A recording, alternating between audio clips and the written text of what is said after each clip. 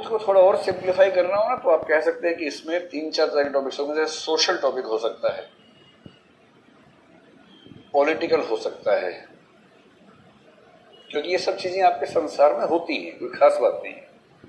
फिर इकोनॉमी का हो, ज्योग्राफी या एनवायरनमेंट का हो, इंटरनेशनल रिलेशंस का टॉपिक हो, तो इन सबको मूर्त विषय मान लेंगे। जैसे मान लीजिए एक विषय आ जाए कि भारत के लिए पड़ोसी देशों के साथ सीमा विवादों का प्रबंधन एक कठिन चुनौती है। ये अमूर्त है कि मूर्त है? मूर्त है। आपने आईआर में सब चीजें पढ़ी हैं, भारत का नक्शा पता है, किस देश के साथ क्या समस्या है आप जानते हैं। मूर्त विषय है। आप कहेंगे कि आईआर से आया है। जल संरक्षण की चुनौतियां मूर्त है, ज्योग्राफी से बना हुआ है। न्याय को गरीबों तक पहुंचना ही चाहिए। यदि आर्थिक समानता नहीं है तो ऐसी तरक्की व्यर्थ है। ये सब टॉपिक्स क्या हैं? इकोनॉमिक्स के टॉपिक्स हैं। हमारा लोकतंत्र भीतर से राजतंत्र ही बना हुआ है, पॉलिटिकल है। आपके अनुभवों की बात है, अनुभव संसार की बात है। और सोशल में तो हजारों हैं, जैसे नारी मुक्ति किस ओर, या भारत में स्वतंत्र नारी का मिथक, इस तरह के टॉपिक्स हैं। एक सोशल एंगल के टॉपिक्स हैं और इनको समझना बहुत मुश्किल काम नहीं है। अगर आप यूपीएससी के विषयों को गौर से देखेंगे तो आप पाएंगे कि आजकल यूपीएससी चाहती है कि आप कम से कम एक निबंध ऐसा लिखें और कम से कम एक निबंध ऐसा लिखें। ये समझने के लिए 2018 के टॉपिक्स को एक बार निकालिए, उनको जरा देखते हैं क्या यूपीएससी ने पूछा है। अब मैं 8 टॉपिक्स पढ़ूंगा, आपको सिर्फ ये बताना है कौन सा मूर्त है कौन सा अमूर्त है, ठीक है। खंड ए, जलवायु परिवर्तन के प्रति सुनम्य भारत हेतु वैकल्पिक तकनीकें। मूर्त है ना, अमूर्त तो नहीं, ठीक है। मूर्त अमूर्त में कंफ्यूजन हो जाता है, आप लोग बड़ा घुमा के बोलते हैं। आप लोग ना कंक्रीट और एब्स्ट्रैक्ट बोलिए, वरना सब लोग मूर्त बोलते हैं। मैं फंसाऊंगा तो बोलेंगे पहले अभी तो बोला था, सुना ही नहीं आपने, तो वो सब खेल नहीं चलेगा, ठीक है। कंक्रीट यानी मूर्त, एब्स्ट्रैक्ट यानी अमूर्त। एक अच्छा जीवन प्रेम से प्रेरित तथा ज्ञान से संचालित होता है, ये एब्स्ट्रैक्ट है, लिख लीजिए एब्स्ट्रैक्ट। कहीं पर भी गरीबी हर जगह की समृद्धि के लिए खतरा है। जहां डाउट लगे ना, कंक्रीट ऑब्लिक एब्स्ट्रैक्ट कर लीजिए, क्योंकि वो ऐसा ही है ना कि सेंट्रिस्ट है, मान लीजिए ना इस कोने में है ना उस कोने में है, थोड़ा बीच का है, तो आप मान लीजिए कि दोनों की नेचर उसमें शामिल है, तो कंक्रीट प्लस एब्स्ट्रैक्ट मान लीजिए। चौथा, भारत के सीमा विवादों का प्रबंधन एक जटिल कार्य है ना, तो कंक्रीट है, सीधा सीधा विषय है। अब आइए खंड बी, रूढ़िगत नैतिकता आधुनिक जीवन का मार्गदर्शक नहीं हो सकती है। इसको आप दोनों का मिक्स मान लीजिए, कंक्रीट प्लस एब्स्ट्रैक्ट मान लीजिए। दूसरा है, अतीत मानवीय चेतना तथा मूल्यों का स्थायी आयाम है, एब्स्ट्रैक्ट। और देखो सिंपल है, तो समझ में ना एब्स्ट्रैक्ट होता है, तो समझ में आ जाए कंक्रीट होता है आमतौर पे, है ना। बड़ा सिंपल सा नाम है। जैसे ये इसमें इसको पढ़ने के बाद क्या हुआ, हाथ कुछ लगा ही नहीं, है ना। जब जब मन में ये भाव आए कि कुछ हाथ लग ही नहीं रहा, तो समझना एब्स्ट्रैक्ट ही होगा। फिर है, जो समाज अपने सिद्धांतों के ऊपर अपने विशेषाधिकारों को महत्व देता है वह दोनों से हाथ धो बैठता है। मतलब दोनों है, लेकिन एब्स्ट्रैक्ट की मात्रा ज्यादा है, तो इसको एब्स्ट्रैक्ट का ही टच ज्यादा इसे मान लेते हैं। यथार्थ आदर्श के अनुरूप नहीं होता बल्कि उसकी पुष्टि करता है, ये भी एब्स्ट्रैक्ट है, ठीक है। यूपीएससी को कायदे से ना 8 टॉपिक्स एब्स्ट्रैक्ट पूछने चाहिए। आप सोच रहे हैं बताओ इतने में जान निकली हुई ये 8 करवा देगा। इसकी वजह मैं आपको बताता हूँ। वजह ये है कि जैसे मान लीजिए कंक्रीट कोई टॉपिक है, इसी वजह से देखिए टॉपिक नंबर 4 देखिए, या पहला, जलवायु परिवर्तन के प्रति सुनम्य भारत हेतु वैकल्पिक तकनीकें। अगर आपने जीएस ठीक से पढ़ा होगा और भूगोल ठीक से पढ़ा हो, साइंस तक ठीक से पढ़ा हो, तो आपको अच्छे से पता है कि ऐसी 7-8 तकनीकों का इस्तेमाल आप करेंगे जिससे जलवायु परिवर्तन की समस्याओं को मैनेज किया जा सकता है। जैसे वाहनों की बात करेंगे तो आप कह देंगे कि हमें हाइब्रिड मॉडल्स पे जाना चाहिए, इलेक्ट्रिक मॉडल्स पे जाना चाहिए। हर चीज़ में आप ऐसा कर सकते हैं। अलग अलग क्षेत्रों में जो लेटेस्ट तकनीकें हैं उनमें जिसमें पॉल्यूशन ज़्यादा है उनको खारिज करते जाइए, जो नवाचार है जिसमें पॉल्यूशन कम है उसका समर्थन करते जाइए। इसमें कुछ नया है नहीं दरअसल। अंतर सिर्फ इतना है कि आपके जो नोट्स थे जीएस में आपने उनको स्क्वीज किया, निचोड़ के 200 शब्दों में लिखा। यहाँ उसको फैला फैला के कुछ एग्जाम्पल्स दे के 1200 में कर दिया। इसलिए जो नॉलेज बेस्ड टॉपिक्स है उनमें बेसिकली बहुत कुछ करने को नहीं होता, केवल कुछ कलाकारी जो निबंध में हमें करनी होती है वो हम सीख लेंगे कलाकारी कैसे करनी है।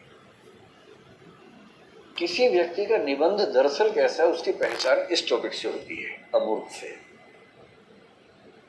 क्योंकि इसमें तो कुछ हवा तक नहीं लग रही ना। कैसा कैसा है देखिए।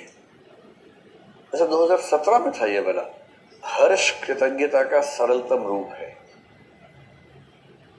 क्या इसके पीछे मतलब हो सकता है, पता नहीं क्या सोच के पूछते हैं। लेकिन एक बात है कि जिस व्यक्ति ने इस टॉपिक पर ठीक से लिख दिया, ठीक से, खाली लिख दिया नहीं, ठीक से लिख दिया, तो ये तय है कि परीक्षक की आंखें खुल जाएंगी और परीक्षक उसको इतने नंबर देके ही उठेगा कि वो आईएएस से नीचे ना रुके। क्योंकि जो उसके बाद के टॉपिक्स हैं उनमें कुछ खास बात थोड़ा है। या उसके ऊपर वाला देखिए, क्या गुट निरपेक्ष आंदोलन एक बहुध्रुवीय विश्व में अपनी प्रासंगिकता को खो बैठा है। तो कुछ लिखने वाली बात है। आप आईआर पढ़ेंगे समझ में आ जाएगा, उससे सारा लिख के आ जाएंगे। कुछ घटनाओं का जिक्र करेंगे, कुछ विचारों का करेंगे, सारा पता ही है आपको। और जैसा आप लिखेंगे लगभग वैसा ही बाकी लोग भी तो लिख रहे होंगे, उसमें नया क्या होने वाला है। आप क्यों बाकियों से बेहतर हैं इसका पैमाना तो सेकंड वाला हो सकता था। हर्ष कृतज्ञता का सरलतम रूप ऐसा हो सकता था। इसलिए अभी इस बात पर आने वाले कि हम निबंध का चयन कैसे करें, कौन से टॉपिक पर लिखें, एक सवाल ये भी तो आएगा। अब मैं सीधे इस बात पर आता हूं कि निबंध लेखन में सीखना क्या क्या है, किस क्रम में चीजों को हमें करना है। और आपका जो निबंध लिखने का स्टाइल होगा क्या होगा, इस पर आने से पहले मैं केवल एक बार ये लिख रहा हूं कि स्ट्रक्चर की दृष्टि से कि निबंध आपने किस फॉर्मेट पे लिखा, उसकी दृष्टि से निबंध के 2-3 प्रकार मानते हैं। इनमें से 2 पर हम काम करेंगे, बाकी 2 पर काम नहीं करेंगे। एक को बोलते हैं वर्णनात्मक निबंध,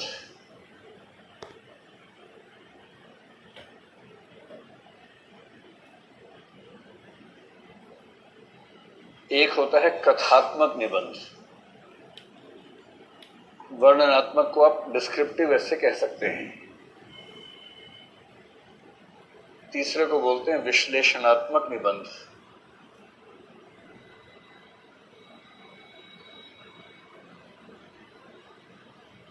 मोटे तौर पर लोग कहते हैं कि 4 प्रकार के निबंध हैं। जो विश्लेषणात्मक है उसी को कई लोग बोल देते हैं विचार प्रधान निबंध। इनमें से जो भी ना पब्लिक करके लिख लें ललित निबंध, वो एक ही बात है, आप उसको कुछ भी कह लें, बात एक ही है। लेकिन जनरल स्टडीज वगैरह के बच्चों के लिए उस सब की जरूरत नहीं है, नॉर्मल शब्दों से बात करेंगे। वर्णनात्मक और कथात्मक होते हैं छोटे बच्चों के निबंध, मतलब बच्चों में भी जो छोटे हैं उनके लिए, बच्चे तो हैं ही, तो प्रायः छोटे छोटे बच्चों को निबंध लेखन की शुरुआत जब करवाते हैं इस तरह से करवाते हैं। जैसे गाय एक वर्णनात्मक निबंध है, क्योंकि बच्चे गाय में क्या करते हैं, वर्णन करते हैं ना। वर्णन का मतलब है कि जो है उसे बता दो, जो है जैसा है वैसा बता दो, केवल सूचनाएं इकट्ठी कर दो, तथ्य इकट्ठे कर दो तो हो गया वर्णनात्मक निबंध। जैसे हम लिखते हैं ना कि गाय एक बड़े आकार का प्राणी है, इसका रंग सफेद और कहीं कहीं काला होता है, इसकी एक लंबी पूंछ होती है जिसके अंत में बहुत सारे बिखरे बिखरे सूत्र निकले होते हैं, सामान्य रूप में से 4 टांगे होती हैं, मतलब एक्सीडेंट हो जाए तो फिर 3 रह जाएंगी, 2 रह जाएंगे, लेकिन वैसे उसकी 4 टांगे होती हैं, 2 आंखें होती हैं, ऐसा होता है वैसा होता है। इसमें आपने कुछ विश्लेषण थोड़ा किया, दिमाग कहाँ लगाया ना, इसमें आपने कुछ इमेजिनेशंस की। आप लिखते कि एक गाय मेरे सपने में आती है जिसके पंख भी हैं। जब मैं उसके सिर पर हाथ फेरता हूँ तो वो उड़ने लगती है मुझे बिठाकर और मुझे स्वर्ग की यात्रा करवा के लाती है। बीच में आइसक्रीम खिलाती है और फिर मुझे ले आती है वापस। और जब तक मेरी मम्मी मुझे उठाती है उससे पहले गाय मुझे चुपचाप लेटा के सुला के चली जाती है। अब ये हो गया, कल्पना ही बीच में आ गई। इसमें आपने कुछ तो जोड़ा अपनी तरफ से। एक विश्लेषणात्मक हो सकता है, गाय पे ही हो सकता है। आप लिखें जैसे एक गाय और आपने सोचा विश्लेषणात्मक वर्णन बहुत हो गया, 4 टांगें बहुत हो गई, अब कुछ और बताएंगे। और आपने लिखना शुरू किया, गाय इस समय भारत में सबसे बड़ा विवाद का केंद्र बिंदु है। पशु बहुत सारे हैं, उनमें से एक गाय भी है, किंतु गाय को लेकर भारतीय परंपरा का मिजाज कुछ अलग है। हमें समझना चाहिए कि ये मिजाज क्यों बना, कब बना, कैसे बना, और ये आज के स्वाधीन लोकतांत्रिक संवैधानिक भारत के लिए उचित है या अनुचित है। अब गाय पे ही लिख रहे हैं, पर गाय पर लिखने की नेचर आपकी चेंज हो गई एकदम। ये हो गया विचार प्रधान, विश्लेषणात्मक। जो कथा प्रधान होता है उसमें क्या करते हैं, कुछ कहानियों का इस्तेमाल करके पूरी बात को जोड़ते हैं। एक गाय थी, उसका नाम राधा था, करते गए कहानी के रूप में पूरी बात को कह दिया, जिसमें कहानी का एलिमेंट भी है, निबंध का एलिमेंट भी है, लेकिन कहानी के फॉर्मेट में निबंध की बात कही गई, उसको बोलते कथात्मक। तो इन दो पर तो हम बात भी नहीं करेंगे क्योंकि आप सब लोग स्नातक हो चुके हैं या ऑलमोस्ट हो चुके हैं। तो ये छोटे बच्चों के टाइप के, यूपीएससी ये सब नहीं पूछती है। यूपीएससी तो आपसे बड़ी उम्मीद करती है ना। यूपीएससी आपसे उम्मीद करती है एक निबंध ये वाला और एक निबंध ये वाला, जिसको हमने पहले कहा था ना अमूर्त, वो बेसिकली आपका कल्पना प्रधान ज्यादा रहता है, और जिसको मूर्त कहा था विश्लेषणात्मक है। यानी उसमें प्रश्न कितना भी सिंपल दिखे, आपकी विश्लेषण वाली क्षमता उसमें नजर आनी चाहिए। उसी का हम अभ्यास करेंगे, कैसे कैसे नजर आएगी। तो अब मैं आपको ये समझा दूं कि अब से लेकर बाकी 11.5 दिनों में हम क्या करेंगे और आप क्या करेंगे, ताकि अपना एरिया डिफाइन हो जाए और आप उसी हिसाब से मेहनत कर लें। सारी बातों का समअप करके हम कहते हैं कि निबंध जो 2 प्रकार के हैं उस दोनों में हमारी भूमिका क्या रहेगी, समझ लीजिए।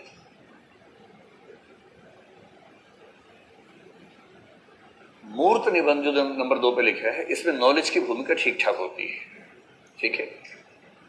इसमें आपको चाहिए एक तो ज्ञान, दूसरा चाहिए उस ज्ञान का विश्लेषण, और तीसरा चाहिए प्रस्तुतिकरण की क्षमता, प्रस्तुति शैली, ठीक है। अच्छा मूर्त निबंध लिखने के लिए सब चाहिए। इनमें से ज्ञान मैं मान के चल रहा हूं कि आमतौर पर जीएस, और यदि आपका ऑप्शन सब्जेक्ट कोई है जिसमें आपका ज्ञान मूलक विषय है, मान लीजिए जैसे पॉलिटिकल साइंस है, मान लीजिए ज्योग्राफी है, सोशियोलॉजी है, इतिहास है, जिनमें आपको नॉलेज बेस बहुत ज्यादा मिल जाता है, तो ज्ञान का लगभग 70-80% आपको वहीं से सीखना है।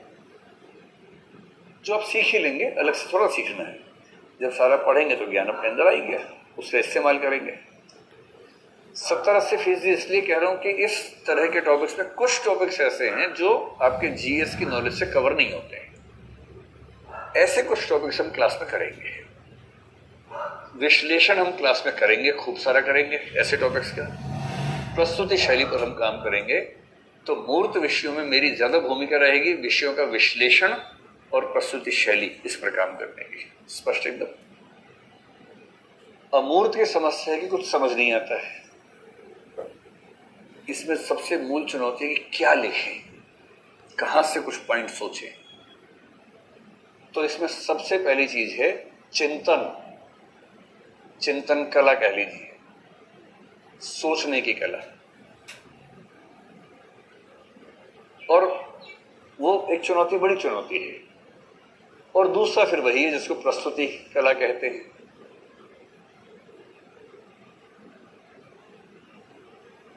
अमूर्त विषयों में हम सबसे ज्यादा काम करेंगे चिंतन कला पर, और 1-2 नहीं 10, 20, 25 निबंधों पर काम करके देखेंगे। जब तक आप खुद नहीं सोचने लग जाएंगे उन विषयों पर, तब तक हम चलते रहेंगे। निबंध लिखना साइकिल सीखने जैसा है। थ्योरेटिकली कितना भी पढ़ लीजिए, साइकिल चलती है, बैलेंस होता है, ये होता है, उसको जब चलाएंगे तो गिरेंगे धम से नीचे।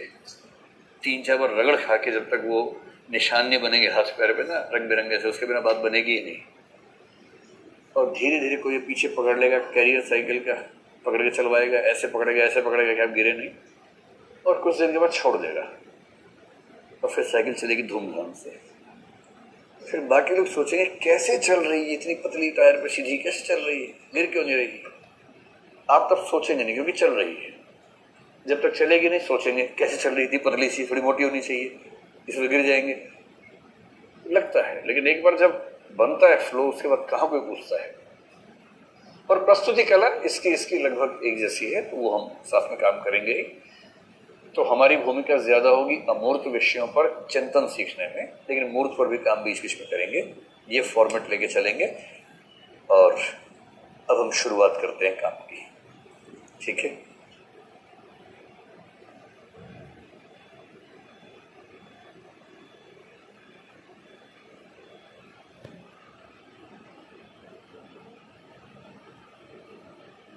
जब आप यूपीएससी में बैठेंगे निबंध के पेपर में, कैसे शुरू करेंगे प्रोसेस, वहां से बात होगी। अब पेपर मिला, 8 टॉपिक्स हैं, 4-4। तो निबंध के पेपर की चुनौतियों को अगर सीक्वेंस में कहें, सबसे पहला है सही विषय को चुनना।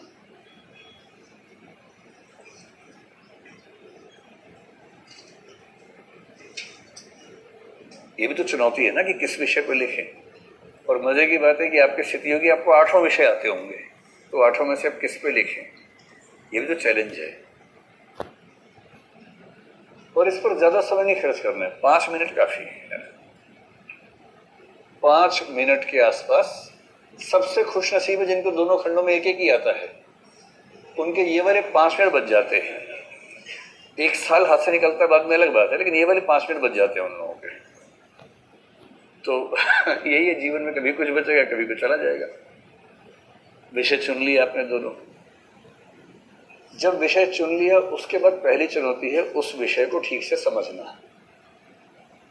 विषय को ठीक से समझना, यहां ठीक से समझने का मतलब है उसका विस्तार कितना है, व्यापकता कितनी है। उसमें आपको केवल एक तरफ लिखना है कि विपक्ष में भी लिखना है, वो सब डायमेंशन सबको क्लियर हो जाए कि इस विषय में किस हद तक जाना है। तीसरे क्रम को हम बोलते हैं रैंडम थिंकिंग। रैंडम थिंकिंग को आप कह सकते हैं, मतलब हिंदी में शब्द मुश्किल है, इसके लिए एक शब्द है यादृच्छिक चिंतन, पर वो इतना मुश्किल है कि और मुश्किल हो जाएगा ना। तो रैंडम समझते हैं आप लोग, क्या होता है रैंडम? ऐसे ही, मतलब वैसे ही, यूं ही, है ना। रैंडम थिंकिंग को आप गैदरिंग ऑफ पॉइंट्स भी कह सकते हैं। पॉइंट्स गैदरिंग, पॉइंट्स गैदर करना, गैदरिंग ऑफ पॉइंट्स कह लीजिए या रैंडम थिंकिंग कह लीजिए, एक ही बात है इसका। और हमें प्रोसेस की शुरुआत यहीं से करनी है। मैं तो केवल आपको बता रहा हूं क्रम रहेगा क्या पेपर में। चौथे को आप कह सकते हैं क्लासिफिकेशन ऑफ पॉइंट्स या सिनॉप्सिस। सिनॉप्सिस, सिनॉप्सिस को हिंदी में कहते हैं निबंध की रूपरेखा तैयार करना।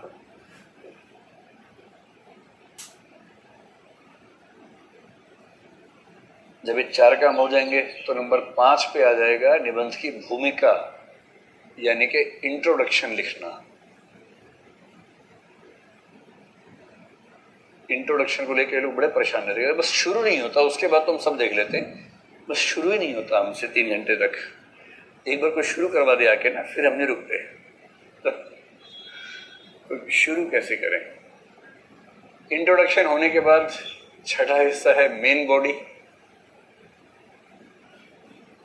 इंट्रोडक्शन का मोटा मोटा मतलब है शुरू का 10%, मेन बॉडी का मतलब है उसके बाद का 80% के आसपास। 7वां है कंक्लूजन, यानी कि निष्कर्ष। मोटे तौर पर इसको भी 10% मान लीजिए, ये लिखना। और निबंध में क्योंकि समय बहुत ज़्यादा हमारे पास होता है, 3 घंटे में 2 निबंध कोई बड़ी बात थोड़ा है। जीएस के आंसर जिस गति से आप लिखते हो उस गति से अगर लिख दिया तो 3 निबंध हो जाएंगे आपके पेपर में, लिखने 2 ही, तो समय पर्याप्त रहता है इसका मतलब।